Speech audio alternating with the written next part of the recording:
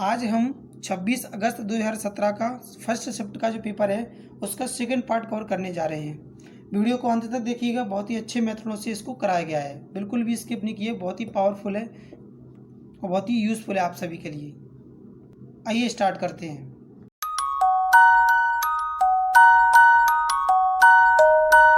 Dear aspirants, आज हम बहुत ही बेहतरीन तरीके से इन सवालों को सीखने वाले हैं। आइए शुरू करते हैं। क्वेश्चन में हमें गिवन है कि तीन संख्याओं के लिए पहली दो का योग 56 है, दूसरी और तीसरी का योग 64 है और तीसरी और पहली का योग कितना है 70। तो सबसे बड़ी संख्या हमें फाइंड आउट करना कौन सी होगी। ऑप्शन भी गिवन है, तो सबसे पहले हमें करना क्या होगा, तीन संख्याएं एज्यूम करनी होंगी। तो हम मान लेते हैं एक्स वाई जेड संख्या ले ली या ए बी सी संख्या ले ली, कुछ भी ले सकते हैं हम। चलिए हमने एक्स और वाई जेड ले लिया, तो एक्स प्लस वाई इन दोनों का जो सम है आपका वो कितना होना चाहिए 56। फिर y प्लस जेड का जो आपका सम है वो होगा कितना 64 और z प्लस एक्स का जो सम होगा वो कितना 70।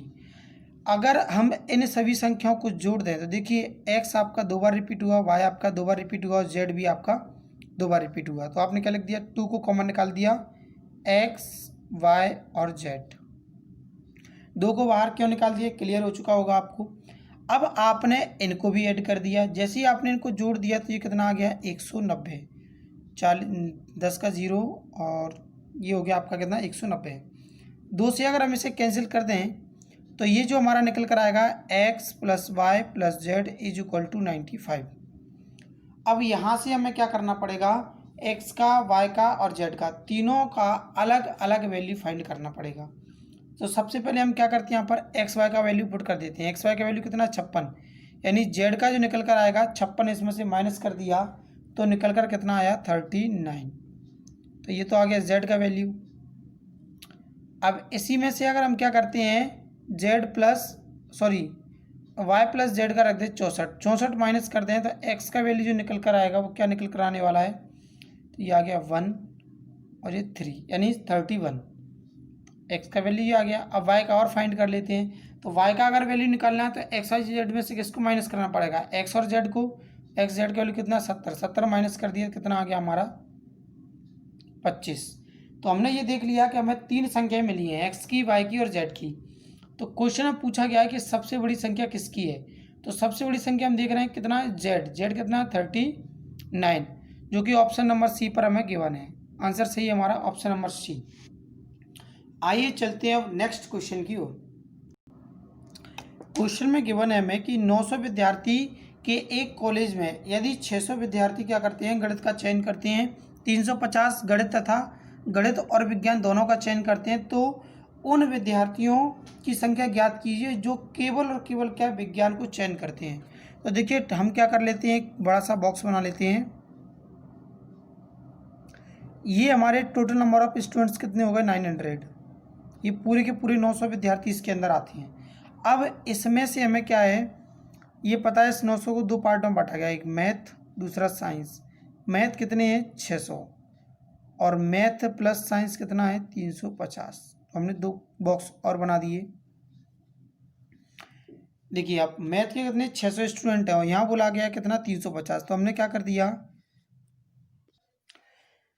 तो हमने देखा ये 600 विद्यार्थी जो थे उसमें से 350 मैथ प्लस साइंस के, तो ये मैथ है ये साइंस है, तो ये 350 विद्यार्थी आ गए। टोटल मैथ के स्टूडेंट कितने हैं 600। तो आपने देखा 350 तो मैथ के अंदर ये कवर हो चुके हैं, तो इधर कितने बचे होंगे 250, क्योंकि इन दोनों का सम कितना होना चाहिए 600 हो रहा है। अब आपने देखा कि ऐसे पूरे के पूरे बॉक्स के अंदर टोटल जो नंबर ऑफ स्टूडेंट्स आने हैं वो आने कितने हैं 900। तो आपने देखा ये 250 ये 350, इन दोनों को ऐड करेंगे 600 हो रहा है, तो केवल साइंस के कितने हो जाएंगे 300। तो टोटल केवल साइंस के कितने होने वाले हैं ये 300 बचा। तो आंसर आ गया इसका ऑप्शन नंबर 4 300। यही है इस क्वेश्चन का आंसर। आइए चलते हैं अब नेक्स्ट क्वेश्चन की ओर। ए और बी कार्य को क्रम से 30 तथा 20 दिनों में समाप्त कर सकते हैं। यदि वे एक साथ 6 दिनों तक कार्य करते हैं और ए अकस्मात उस कार्य को छोड़ देता है तो दिए हुए कार्य को पूरा करने में या शेष बचे हुए कार्य को पूरा करने में वी कितने दिन लेगा। तो देखिए सबसे पहले हम ए और बी इन दोनों को कितना कितना समय लग रहा है, 30 दिन और 20 दिन। इन दोनों का एलसीएम ले लिए, कितना आ गया 60। 30 का डिवाइड कर दिया तो ये इसकी कार्य क्षमता आ गई 2, और 20 का डिवाइड कर दिया तो इसकी कार्य क्षमता आ गई कितनी, 3। यानी ए नाम का व्यक्ति 2 कार्य कर सकता है, बी नाम का व्यक्ति 3 कार्य कर सकता है। अब इन दोनों की जो कार्य क्षमता है वो टोटल कितनी है, 5। तो 6 दिनों तक ये कार्य करते हैं, तो 5 इनकी कार्य क्षमता है। 6 दिनों तक कार्य किया तो कितना कार्य कंप्लीट हो गया, 30। ये कार्य कितना है, कंप्लीट होने वाला है, लेकिन हमें करना क्या है, शेष कार्य हो गया, इससे कोई मतलब नहीं। शेष कितना बचा हुआ है, देखिए 30 जब हो गया तो माइनस कर दिया तो कितना बचा, 30। अब ये जो 30 कार्य है, ए जब छोड़कर चला जाता है तो किसको करना है, वी को करना है। वी की इफिशियंसी कितनी है, 3, डिवाइड कर दिया 3 से, तो आंसर कितना है, 10। ऑप्शन नंबर सेकंड वाला इसका करेक्ट आंसर है, 10 डेज, ये इसका करेक्ट आंसर है। आइए चलते हैं नेक्स्ट क्वेश्चन की ओर। क्वेश्चन में गिवन है कि प्रत्येक 1 घंटे के पश्चात कार की गति 5 किलोमीटर तक बढ़ती है। यदि पहले घंटे में तय की गई दूरी 45 किलोमीटर थी तो अगले कुल 7 घंटे में तय की गई दूरी क्या थी, ये हमें क्वेश्चन में फाइंड करना है। तो देखिए सबसे पहली घंटे में वो कितनी दूरी तय करती है, 45, दूसरे में 50, नेक्स्ट जो दे रखा है उसमें 55, क्योंकि हर घंटे में कितना बढ़ता जा रहा है, 5-5 किलोमीटर बढ़ता चला जा रहा है। तो हमें क्या करना है, लगातार क्या करना है, 7 घंटों तक बढ़ाना है। एक कॉन्सेप्ट तो आपका ये है। दूसरा आपका क्या है, आप इसके अंदर एपी लगा सकते हैं। एपी क्या होती है, एपी के लिए मैं अलग से वीडियो बना दूंगा, अभी तो नहीं है लेकिन आगे आपको मिल जाएगा, ठीक है। तो यहाँ आप एपी को ना समझते हुए सिंपली आप ऐसे ही कर रहे हैं लगातार 7 घंटों तक। अभी और भी मैं कॉन्सेप्ट समझा दूंगा दूसरा कैसे कर सकते हैं। ये कितने 3 घंटे हो गए, अगले 4 घंटे के लिए ये 5वां घंटा, 6वां घंटा और ये 7वां घंटा। हमें क्या करना है, टोटल ये बताना है कि टोटल कितनी दूरी तय की है उसने। तो सबसे पहली बात, टोटल हमारी संख्या कितनी हो गई है, 3 और 3 6 और 7। इन दोनों का सम 120, इन दोनों का सम 120, इन दोनों का सम 120, यानी कितना हो गया 360। 360 ही हो गया और 60 हमने ये ऐड कर दिया तो 420 टोटल निकल कर आएगा। तो ऑप्शन नंबर सेकंड इसका करेक्ट आंसर है,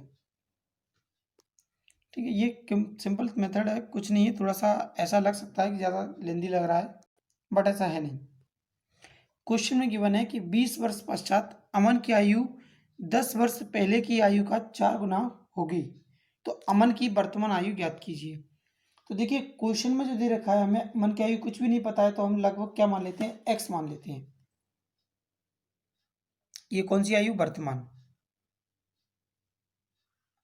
अगर 10 वर्ष पहले की बात करें, कब की, 10 वर्ष पहले की, तो 10 वर्ष पहले जो उसकी आयु रही होगी वो कितनी रही होगी,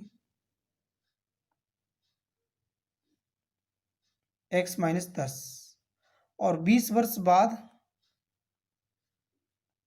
तो x प्लस 20 ये रही होगी। अब जो क्वेश्चन में दे रखा है उसकी बात कर लेते हैं। क्वेश्चन में गिवन है हमें कि 20 वर्ष पहले, 20 वर्ष पश्चात, तो 20 वर्ष पश्चात की जो आयु है x प्लस 20 कितने के बराबर है कि 10 वर्ष पहले की आयु का 4 गुना होगी। तो x माइनस 4 इंटू ये 4 कर दिया, ठीक है, x माइनस 10 इंटू 4, इसको सॉल्व कर देते हैं तो ये कितना आने वाला है, 4x minus 40 is equal to x plus 20। X को इधर भेज दिया 3x बचेगा, इस 40 को इधर भेज दिया तो 20 और 40 कितना 60, x का वैल्यू कितना आ गया, 20 आ गया। देखिए ये पूरा का पूरा डिटेल में किया है। अगर आप इसे ऑप्शन से करते तो करना क्या था, बहुत ही सिंपल था। अगर वर्तमान आयु कितनी 20 मान ली जाती, तो आज से 10 वर्ष पहले जाती, कितना 10 वर्ष पहले, तो आयु कितनी थी 10, और इसका 4 गुना कर दिया तो कितना बन गया 40, और वर्तमान में आयु अगर 20 थी और उसमें 20 वर्ष और जोड़ देते तब भी आयु कितनी आती 40। तो ऑप्शन से आपको पहले ही पता चल जाता कि आंसर कितना सही है 20। ऑप्शन से भी कर सकते हैं, लेकिन कुछ क्वेश्चन ऐसे होते हैं जिन्हें बेसिक से कर लें तो थोड़ा टाइम ज़्यादा लेते हैं, लेकिन ऑप्शन से बहुत ही बेहतरीन तेजी तरीके से हो सकते हैं। आइए चलते हैं नेक्स्ट क्वेश्चन पर। दादर एक्सप्रेस प्रातः 10 बजे मुंबई से दिल्ली की ओर निकलती है, तो इसको हमने मुंबई मान लिया, ये हमने दिल्ली मान लिया। तो यहाँ से दादर एक्सप्रेस निकलती है कितने बजे? सुबह 10 बजे।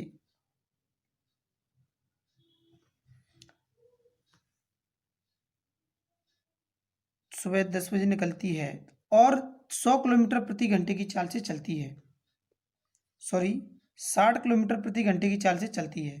तो यहाँ से जो ट्रेन चल रही है उसकी स्पीड कितनी है? 60 किलोमीटर प्रति घंटे इस तरफ की ओर। क्लियर है? आगे चलती है। राजधानी एक्सप्रेस शाम के 6 बजे चलती है, शाम के 6 बजे ये PM में चलती है, दिल्ली से मुंबई की ओर निकलती है 100 किलोमीटर प्रति घंटे की चाल से। कितनी स्पीड है? 100 किलोमीटर प्रति घंटे पर आवर। अब दिल्ली से मुंबई की कुल दूरी 1600 किलोमीटर है। यहाँ से यहाँ तक की जो टोटल डिस्टेंस है वो कितनी है? 1600 किलोमीटर टोटल, यहाँ से यहाँ तक, ये पूरी की पूरी। अब बोला गया है कि किस समय दोनों ट्रेनें एक दूसरे से मिलेंगी। तो सबसे पहले हमें क्या करना है, ऐसे जितने भी क्वेश्चन मिलते हैं टाइम को देखना है। यहाँ कितने बजे चली है? सुबह के 10 बजे और ये शाम के 6 बजे। तो पहले इस ट्रेन को खींच करके कहाँ लाना है? शाम के 6 बजे तक। कितने घंटे हुए? देखिए 6 घंटे तो ये हो गए 12 बजे से, और 2 घंटे वो 8 घंटे। 1 घंटे में कितना चलती है ये? 60 किलोमीटर। तो 8 घंटे में कितना चलेगी? 480।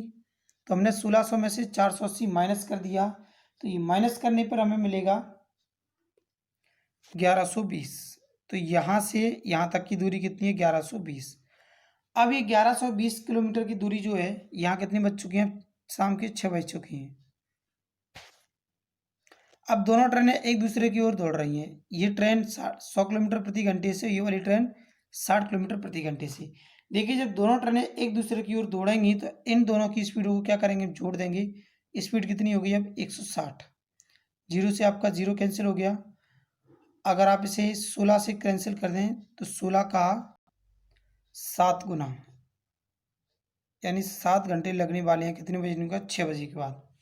अब आपने देखा कि शाम के 6 बज रहे हैं और 7 घंटे और लगने वाले हैं। तो शाम के 6 में हमें 6 घंटे अगर और जोड़ देते तो रात के कितने बज जाती? 12। और रात के 12 बजे को हम क्या कहते हैं? रात के अगर 12 बज जाते ये AM लग जाता।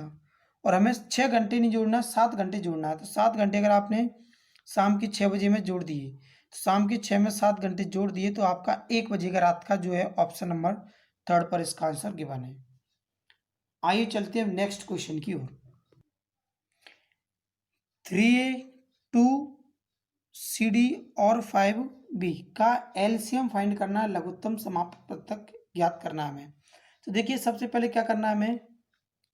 3 का 2 गुना 6, 6 का 5 गुना 30। यहाँ कौन से ऑप्शन में है? थर्ड सेकंड वाले में। तो यही आंसर है। और ABCD, देखिए LCM में कोई भी संख्या छूटनी नहीं चाहिए, और आप यहाँ देख रहे हैं पूरी की पूरी संख्याएं कवर हो रही है। यही इसका आंसर है। आइए चलते हैं नेक्स्ट क्वेश्चन की ओर। क्वेश्चन में गिवन है कि 1 और 20 के बीच अभाज्य संख्या का औसत ज्ञात कीजिए। हमें क्या करना है? प्राइम नंबर्स जो हैं उनका एवरेज फाइंड करना है। सबसे पहले एक हमारी अभाज्य संख्या है नहीं, सबसे पहली अभाज्य संख्या क्या होगी? 2, फिर 3, 5, 7, 11, 13, 17, 19। इससे आगे जाना भी नहीं है क्योंकि 20 तक ही पूछा गया है। तो हमने देख लिया, इन सभी को क्या करना है? हमें सम कर लेना है। जैसे हम इन सब का सम करेंगे, कितना हो गया? 5, 10, 17 और ये 28 और 41 और ये हो गया हमारा कितना? 77। संख्या कितनी है? 3, 6, 7, 8। 8 का डिवाइड कर देंगे तो आंसर जो हमारा आएगा लगभग आएगा 9.625। जबकि ऑप्शन में आप देखेंगे तो ये गिवन नहीं है, क्योंकि व्यापक में इसका आंसर ये दे रहा है, वो 9 संख्याओं को इंक्लूड कर रहा है। यहाँ पर क्या कर रहा है? 1 को इंक्लूड कर रहा है, जबकि आप सब जानते हैं 1 आपकी अभाज्य संख्या नहीं होती है। तो इसका करेक्ट आंसर इन ऑप्शनों में नहीं है। आंसर क्या है? 9.625। आइए चलते हैं नेक्स्ट क्वेश्चन की ओर। एक संख्या का 20% 650 के 16% से 10 अधिक है, तो यह संख्या फाइंड करनी है, क्या होगी? तो क्वेश्चन में जो हमें गिवन है x, मान लिया हमने एक संख्या को, इसका 20% हमें निकालना है। तो एक 20% क्या होगा? 1/5 माइनस, इसमें से अगर 10 माइनस कर दें तो क्या होता है? 650 का 16%। से कितना 10 कम है, तो ये हमने लिख दिया 10 कम है। 0 से आपने 0 कैंसिल कर दिया, 5 से कैंसिल किया 2 बार, ये 13 बार, 2 से कैंसिल किया 8, 13 का 8 गुना कर दिया तो ये आ गया कितना 104, और 10 माइनस कर दिया यानी 94 रह गया केवल, सॉरी प्लस होगा। 13 और 8 का कितना हो गया 104, और ये 10 को इधर भेजेंगे तो 114, इस 5 का मल्टीप्लाई कर दिया तो x का जो वैल्यू निकल कर आया वो कितना आ गया 570। ऑप्शन नंबर सेकंड इसका करेक्ट आंसर है। आइए चलते हैं नेक्स्ट क्वेश्चन पर। क्वेश्चन में गिवन है आपको, एक व्यापारी ने 170 रुपये में एक वस्तु खरीदी, कितने में खरीदी है 170 में, यहाँ तक कि 15% की छूट देने के बाद पश्चात उसे 20% का लाभ अर्जित किया। देखिए मैंने आपको इस क्वेश्चन का जो ट्रिक जो है उसके लिए मैंने परसेंटेज का ट्रिक, प्रॉफिट एंड लॉस का ट्रिक, इस तरीके से सभी ट्रिक्स डली हुई हैं, उसके अंदर ये सब कुछ समझाया हुआ है। तो इसी प्रकार से हम इसको समझ लेते हैं करना कैसे है। जब डिस्काउंट दिया गया तो कितने का 15% का, तो हम क्या लिखेंगे यहाँ पर 85%। जितना डिस्काउंट है कम करने के बाद यहाँ लिख दिया। अब लाभ कितने कमाया 20% का, तो यहाँ आपने जोड़ दिया तो ये कितना आ गया 120। 85 से कैंसिल किया 2 का गुणा कर दिया, आंसर कितना आ गया 240। ऑप्शन नंबर दूसरा इसका करेक्ट आंसर है। डिस्क्रिप्शन में लिंक दे रखा है, ये आपका डिस्काउंट का क्वेश्चन, जो डिस्काउंट का ट्रिक है, प्रॉफिट एंड लॉस का है, परसेंटेज का है, सभी ट्रिक्स कंप्लीट किए हैं, उनका जो है पूरा पूरा बेसिस डला हुआ है इस पर। आइए चलते हैं नेक्स्ट क्वेश्चन की ओर। नीचे दिए गए 4 पतों में से नीचे दिए गए 4 पते के ठीक समान कौन सा नहीं है। देखिए ये आपको यहाँ पर दिया गया है, इस पूरी को हमें रीड करना है, और रीड करने के बाद इसमें से हमें क्या करना है, ये मैच करना है कि ऐसा कौन सा ऑप्शन है जो इसमें ठीक से मैच नहीं कर रहा है। तो आइए चेक करते हैं। तो हमें क्या करना है, एक एक वर्ड को इसमें मैच करना है। तो आप देखेंगे सबसे पहले ये पूरा पूरा word as it is match कर रहा है, ये पूरा का पूरा एज इट इज़ मैच कर रहा है। इसे अगर आप मैच करते हैं तो एज इट इज़ ये भी मैच हो रहा है, इसे मैच करते ये भी हो रहा है। लेकिन आप देखें फर्स्ट वाला बिल्कुल करेक्ट है, हमें ये ढूंढना है गलती किस में है। तो आप देखेंगे सेकंड वाले में गलती मिलेगी आपको। देखिए सेकंड वाले में क्या है, यहाँ पर वियतनाम के अंदर ए जुड़ा गया है, जबकि सब जगह क्या है आपका, जबकि अन्य सभी प्लेस पर ई लिखा हुआ है। देखिए क्लियर है, तो आपने देख लिया है ये सेकंड वाला है, और ये सेकंड वाला कहाँ जाकर मिल रहा है, ऑप्शन नंबर जो आपको मिलेगा देख लेते हैं किस पर है। तो आंसर होगा इसका थर्ड वाला, क्योंकि सेकंड पर थर्ड दे रखा है। आइए चलते हैं हम नेक्स्ट क्वेश्चन की ओर।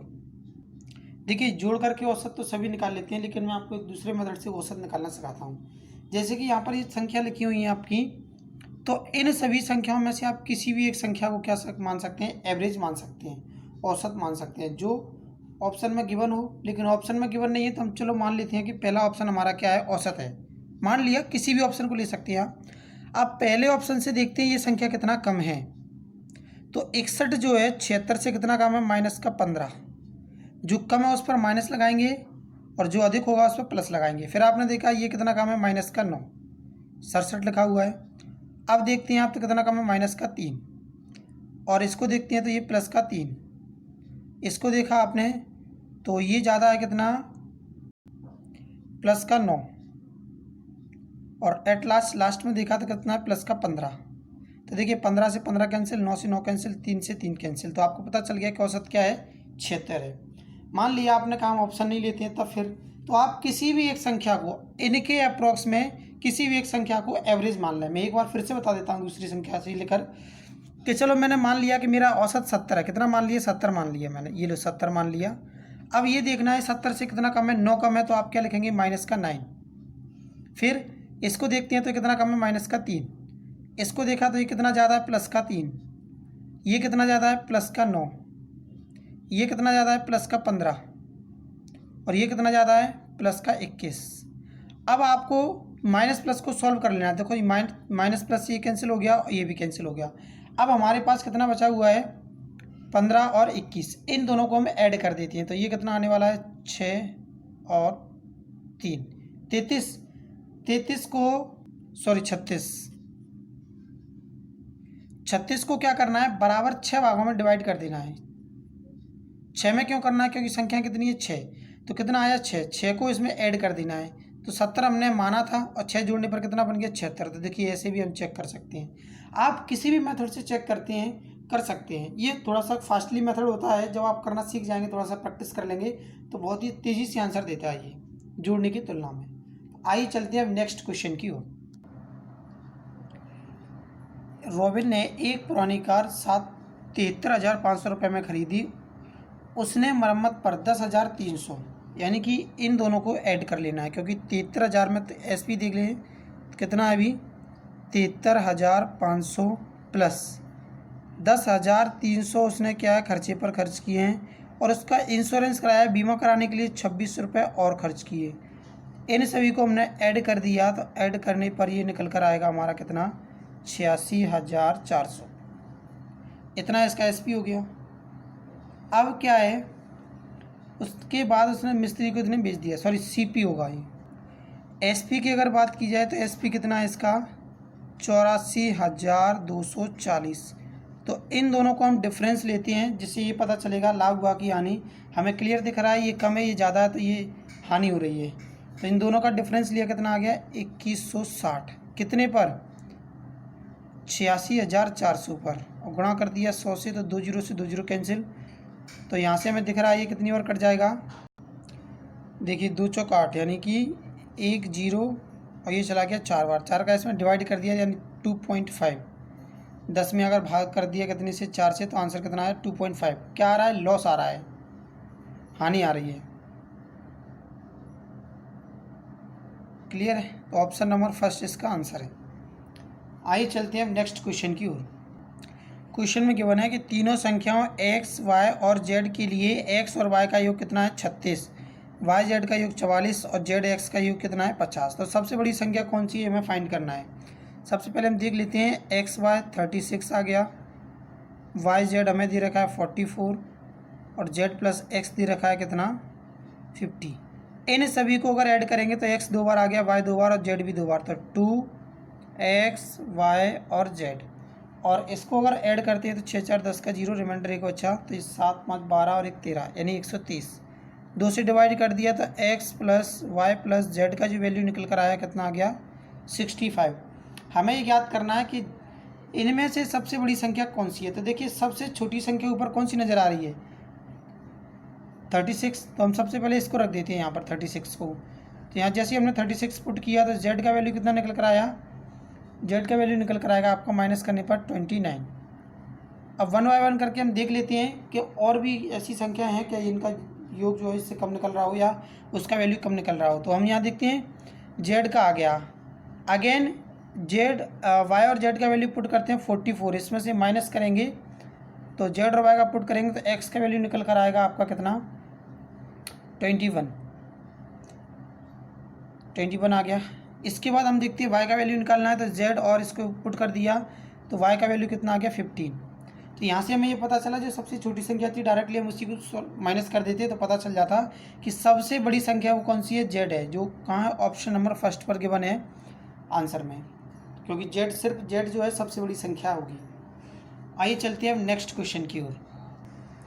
एक पुरुष स्थिर पानी में 10 किलोमीटर प्रति घंटे की चाल से नाव चला सकता है यदि वह 3 किलोमीटर प्रति घंटे की नदी बहती है। नदी की जो चाल है वो कितनी है, 3 किलोमीटर प्रति घंटे की गति से नदी चलती है। तो एक स्थान तक नाव चलकर जाने में और वापस आने में 1 घंटा लेती है, तो उसके बाद तय की गई दूरी ज्ञात कीजिए। देखिए मान लीजिए ये फिक्स पॉइंट है, यहाँ से यहाँ तक ये दूरी हमें एक बार जाना है और एक बार वापस लौट कर आना है। अगर धारा इस तरफ चल रही है तो धारा की दिशा में जाना है, फिर धारा के विपरीत लौट कर आना है। तो आपको पता है जब व्यक्ति जाएगा इधर से और धारा भी इधर से जाएगी तो दोनों की चालें क्या होंगी, जुड़ जाएंगी। तो मान लिया हमने कि दूरी कितनी है, x है, तो ये जाने वाली चाल कितनी है उसकी 10 और 3 ये जोड़ दिया तो टोटल कितना आ गया, 13। क्योंकि जब धारा इधर चलेगी व्यक्ति भी इधर चलेगा तो दोनों की चालें जुड़ जाएंगी। अब जी जब यहाँ से इस पॉइंट पर पहुँच गया तो वापस लौटेगा। देखिए वापस लौटेगा तो दूरी तो उतनी ही तय करनी है, लेकिन व्यक्ति इधर की ओर चलेगा और धारा इधर की ओर चलेगी, तो दोनों की चालों को क्या करेंगे, माइनस कर देंगे। अभी 10 और 3 को जोड़कर 13 लिखा था, 10 में से 3 माइनस करेंगे तो ये आ गया कितना, 7। बराबर कितना समय लगता है, 1 घंटे का।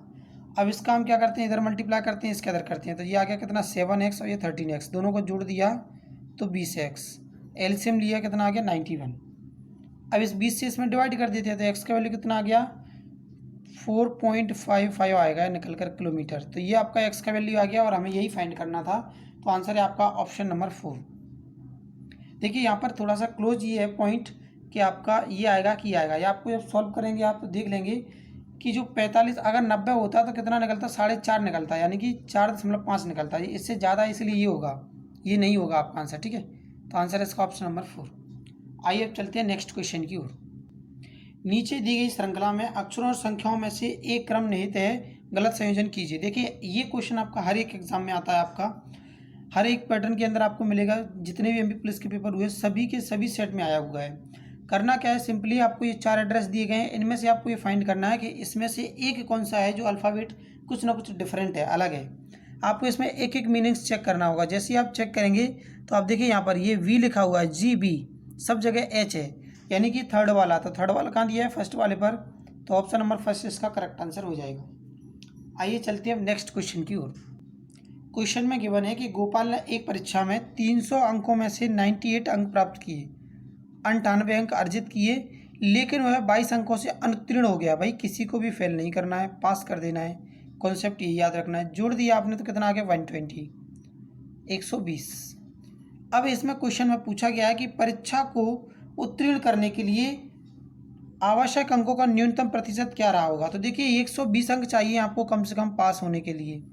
कितने में से, 300 में से। गुणा कर दिया 100 से, तो 2 जीरो से 2 जीरो कैंसिल, इसको इससे कैंसिल कर दिया, तो ये आ गया कितना, 40%, जो कि ऑप्शन नंबर 3 पर आपको गिवन है। ये इसका करेक्ट आंसर है। बहुत ही सिंपल लॉजिक है इसका। जो फेल होता है उसको केवल पास कर देना है और कुछ नहीं करना है। आइए चलते हैं नेक्स्ट क्वेश्चन की ओर। हरीश एक पुस्तक को 25 रुपये में बेचता है, 25% का लाभ प्राप्त करता है। तो पुस्तक का क्रय मूल्य क्या होगा जिस पर उसने पुस्तक को खरीदा था। तो देखिए सबसे पहले जब 25% का लाभ कमा रहा है तो आप क्या कह सकते हैं कि 125% के बराबर बेच रहा होगा। 125% बराबर कितना है, 25। तो हमें कितने का वैल्यू निकालना है, CP कितना होता है, 100%, तो 100% का। तो 25 के अंदर हमने इसे 125 का डिवाइड कर दिया और 100 का मल्टीप्लाई कर दिया। क्यों, क्योंकि 100% हमें बनाना है। तो आपने 25 से कैंसिल कर दिया एक बार, 5 बार, 5 से इसे कैंसिल कर दिया, कितना आ गया, 20। तो आंसर है इसका 20 रुपये। ये इसका करेक्ट आंसर है। आइए चलते हैं नेक्स्ट क्वेश्चन की ओर। क्वेश्चन में गिवन है हमें कि 30 सेंटीमीटर त्रिज्या का एक कार का पहिया प्रत्येक 30 सेकंड में 140 परिक्रमण करता है। कार की चाल ज्ञात कीजिए। देखिए कार की चाल ज्ञात करना तो सबसे पहले हमें ये ज्ञात करना होगा कि ये जो पहिया है, अगर इसको हम इस पॉइंट से चलाते हैं तो यहाँ तक अगर चला होगा पूरा का पूरा, जब एक राउंड इसने कवर किया होगा तो इतनी दूरी तय की होगी।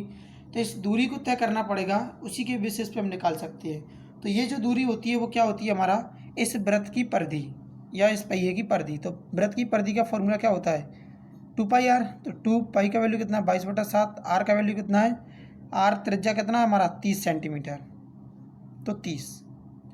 अब देखिए वो 30 सेकंड में कितने चक्कर लगाती है, 140। तो आपने लिख दिया कि 30 सेकंड में 140 राउंड लगाती है। तो हम यहाँ से 1 सेकंड का भी निकाल सकते हैं। लेकिन ध्यान ये रखना है कि हमें जो बतानी है चाल वो किस में बतानी है, मीटर प्रति सेकंड में। मिनट गलत लिखा हुआ है, मीटर आएगा, मीटर प्रति सेकंड में। तो देखिए ये मीटर, ये सेंटीमीटर है, तो इसको मीटर में चेंज करने के लिए हम 100 का गुणा, 100 का डिवाइड और कर देते हैं। अब सॉल्व करते हैं इसे। 30 से आपका ये पूरा का पूरा 30 कैंसिल, और 0 से आपका 0 कैंसिल, 7 से कैंसिल किया 2। तो आप फाइनली आप देख रहे हैं, इतना समझ में आ गया होगा आपको।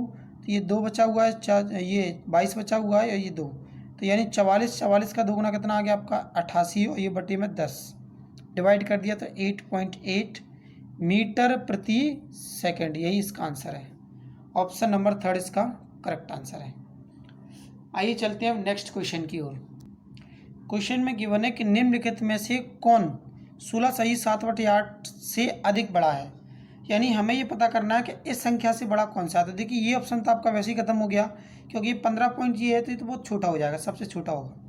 अब देखिए बड़ा करने के लिए एक तो लॉजिक ये है कि आप क्या करें, 7 में 8 का डिवाइड कर दें। तो जैसे ही आप डिवाइड करते हैं तो नहीं जाने वाला, पॉइंट लगा दिया 0। इसके बाद इसमें डिवाइड कर दिया तो ये चला जाएगा आपका कितनी बार, 8 बार, 64, 64। कितना रिमाइंडर बचा, 8 बचा, ये 0 आ गया। फिर अगर आप देते हैं तो 7 बार चला जाएगा। अगेन आपका रिमाइंडर बचा कितना, 4। आपने फिर से अगर 0 लगा दिया तो आप कितनी बार चला गया, 5 बार चला गया। यानी कि ये 7 में अगर आप 8 का डिवाइड करते हैं, ये 16 तो क्लियर है ही पहले से, 16 तो पहले से आने वाला है। अगर इसका इसमें डिवाइड करते हैं तो कितना निकल कर आया है 875, पॉइंट के बाद कितना है 875।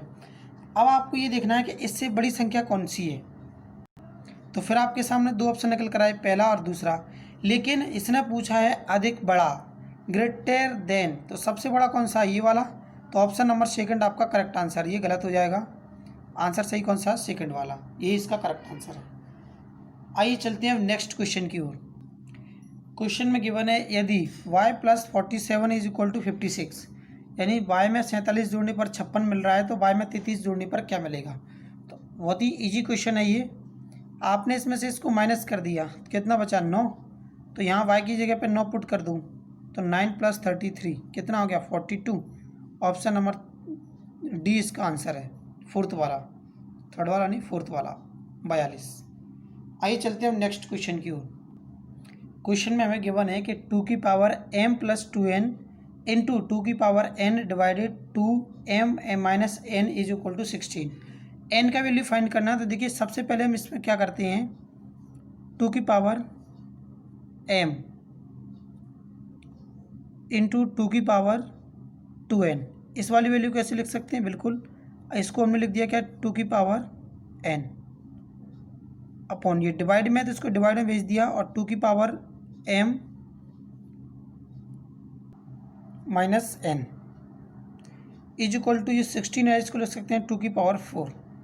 अब देखिए सबसे पहले क्या करते हैं, ये जो होते हैं इन सभी को हम जोड़ सकते हैं, और ये नीचे लिखा हुआ है तो ये डिवाइड में है, तो इसको हम लिख सकते हैं 2 की power m + 2n + n upon 2 की power m - n is equal to 2 की पावर 4।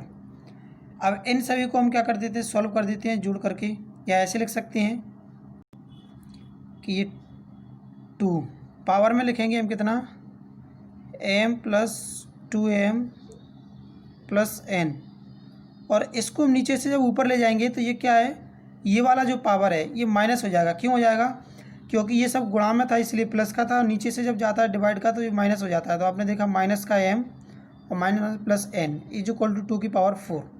अब यहाँ देखते हैं हम क्या क्या कैंसिल आउट हो रहा है आपका। तो देखिए ये वाला, ये दोनों कैंसिल आउट हो गए, ये सब कुछ क्या है 2 की पावर में है। तो आपने देखा 2n और एक 3n और एक 4n, टोटल कितना आ गया 4n आ गया। तो आपने लिखा जब आधार एक जैसे होते हैं तो घातों को क्या हम बराबर में कर देते हैं, तो 4n इज इक्वल टू 4, 4 से 4 cancel, n is equal to कितना आ गया 1 आ गया। समझ आया, एक बार फिर से समझा देता हूँ कि ये वाला जो पार्ट है आपका, ये पूरा का पूरा यहाँ तक लिख दिया आपने, मैंने जोड़ा भी नहीं इसलिए ऐसा एज इट इज़ लिख दिया है कि समझ आ जाए आपको। अब ये डिवाइड में जो लिखा हुआ है ऊपर जब लेकर जाती हैं तो ये माइनस लग जाता है इनमें, ये प्लस का था तो माइनस हो गया, माइनस का था तो प्लस का। आप सोच रहे होंगे 2 क्यों नहीं लिखा, क्योंकि 2 इसलिए लिखा क्योंकि हमने इस 2 के पावर में सब कुछ लिखा हुआ है। और ये अब जब आधार एक जैसे होते हैं तो घातों को हम बराबर में लिखते हैं, तो आपने घातों को सॉल्व किया है, m से m का कैंसिल हो गया, 2n 1n और 1n, टोटल कितना हो गया 4n, 4n is equal to ये वाला 4, ये वाला 4, तो 4 बराबर में लिख दिया, तो n का वैल्यू कितना आ गया 1, जो कि ऑप्शन नंबर 4 पर आपको गिवन है, यही इसका करेक्ट आंसर है। आइए चलते हैं अब नेक्स्ट क्वेश्चन की ओर।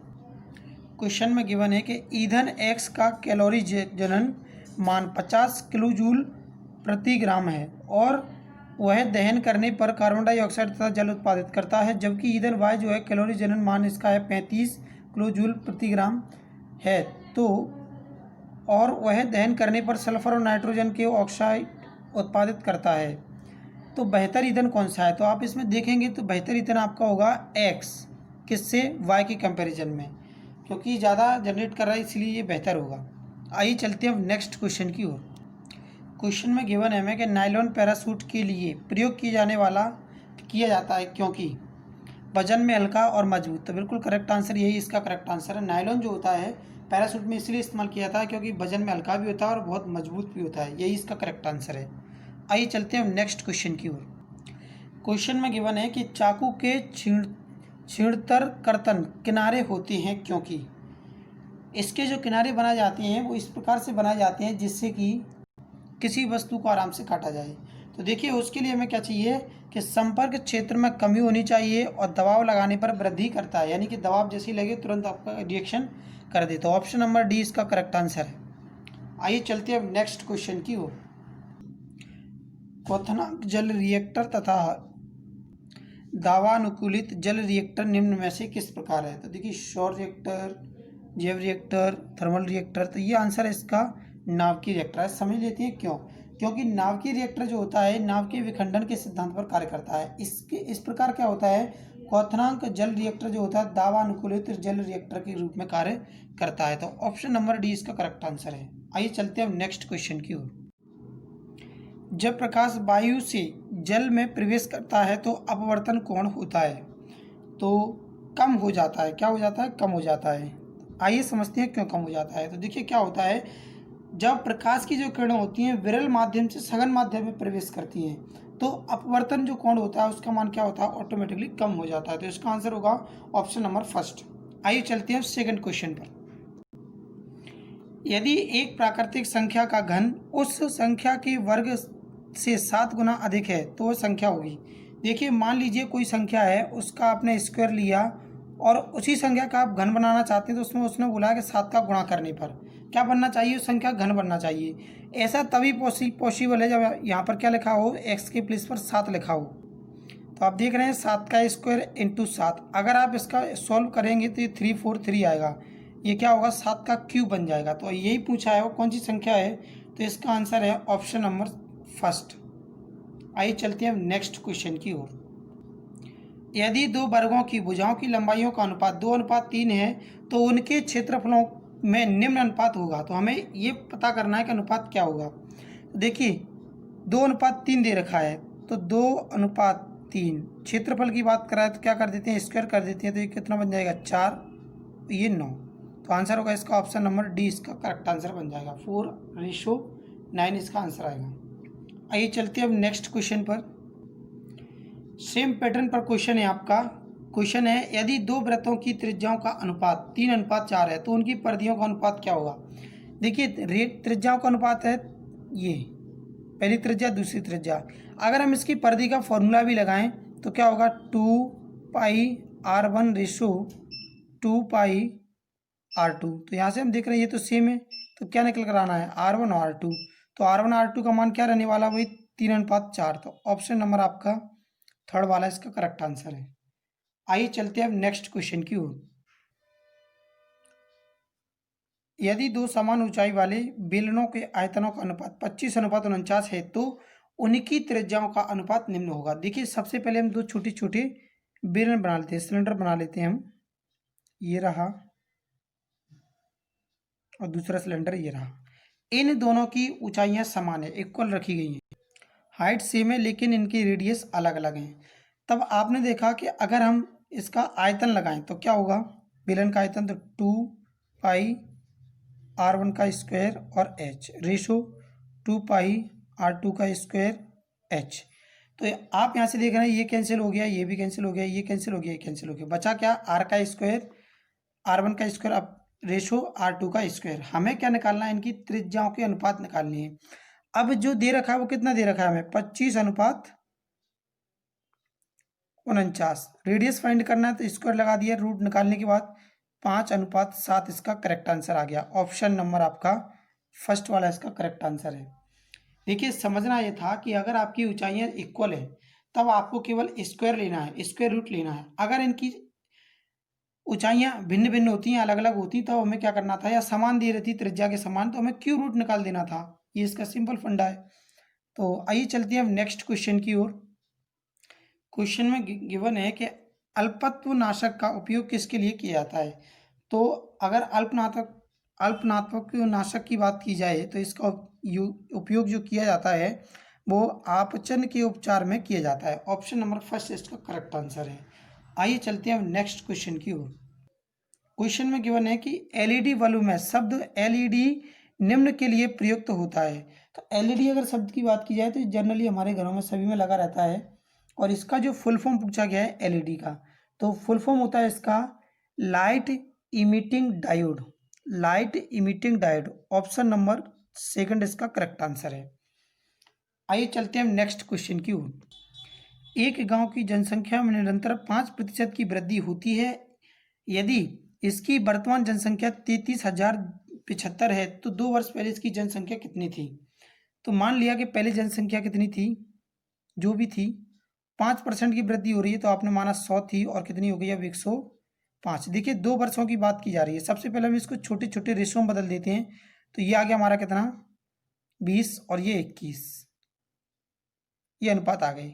अब इनका स्क्वायर कर देते हैं, क्योंकि 2 वर्षों की बात है, तो इसका स्क्वायर ये आएगा 441 और ये आएगा 400। तो वर्तमान की अगर बात की जाए तो ये हमारा वर्तमान है और ये 2 वर्ष पहले का है, 2 वर्ष पहले। अब इसका जो मान दे रखा है 441 का, वो कितना दे रखा है 33,075। जैसे ही 441 से डिवाइड कर दिया तो एक यूनिट का जो वैल्यू निकल कर आया वो निकल कर आया 75।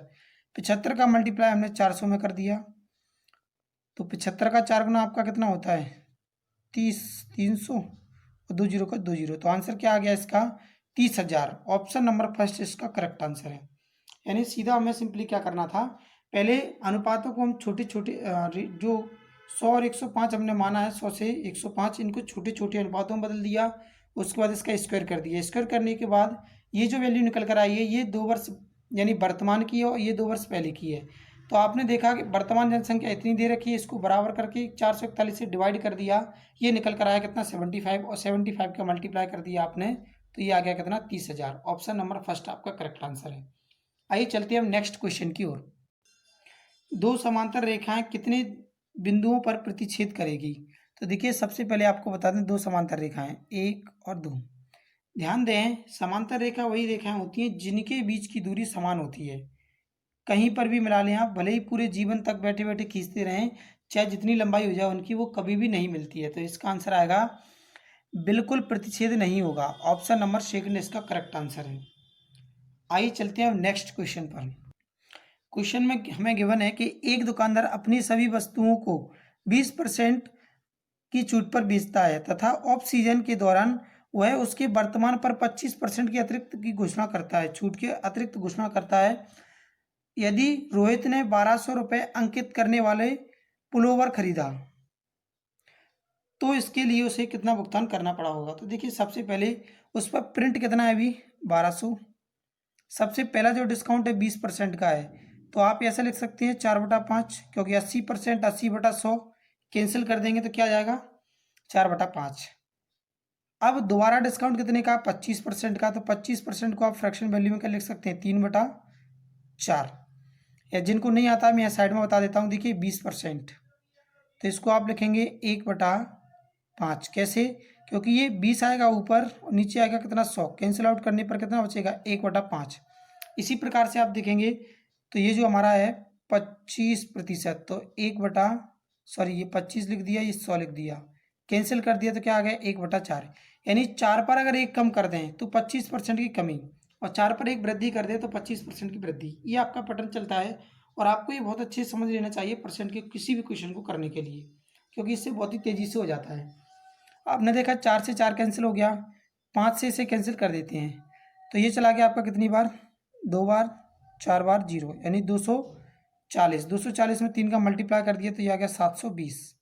ऑप्शन नंबर सी इसका करेक्ट आंसर है, थर्ड। जलीय जंतु पानी में जो निषेचन करते हैं उसे क्या कहते हैं? तो देखिए जो जलीय जंतु होते हैं मुख्य रूप से वो बाह्य निषेचन के साथ अंड प्रदान करते हैं, यानी ऑप्शन नंबर हमारा जो है सी इसका करेक्ट आंसर है। आइए चलते हैं नेक्स्ट क्वेश्चन की ओर। प्राकृतिक संसाधनों की मांग में वृद्धि के लिए कौन सा कारक मुख्य रूप से उत्तरदायी होता है?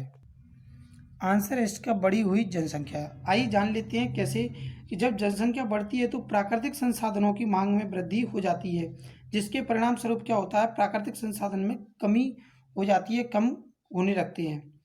आइए चलते हैं हम नेक्स्ट क्वेश्चन की ओर।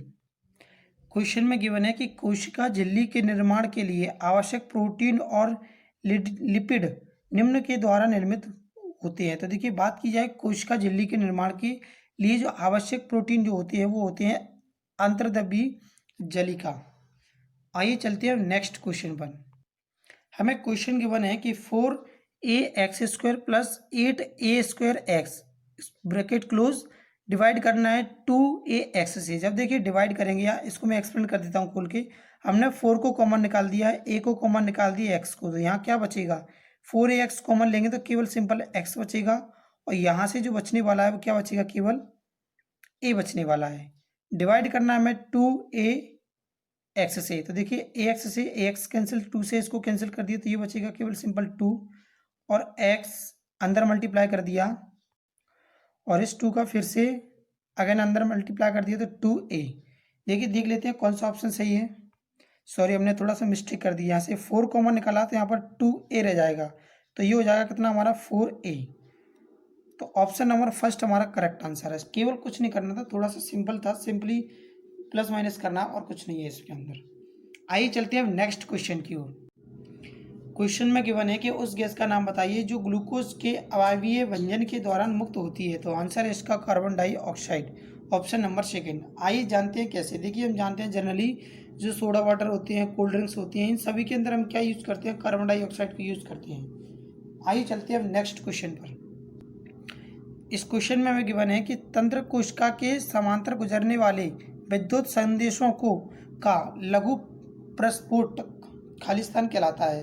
तो ये जो कहलाता है वो कहलाता है आवेग। कैसे कहलाता है कि तंत्रिका की जो क्या होता है समांतर पैरेलल जो गुजरता है संदेश, उसे लघु प्रस्फोट आवेश कहलाता है। आइए चलते हैं अब नेक्स्ट क्वेश्चन की ओर। क्वेश्चन में गिवन है कि लीला ने शल्य चिकित्सा कराई, अब वह धीरे धीरे स्वस्थ हो रही है, तो उस कोशिकांग का नाम बताइए जो सबसे अधिक सक्रिय होना चाहिए। तो देखिए आंसर है इसका राइबोसोम।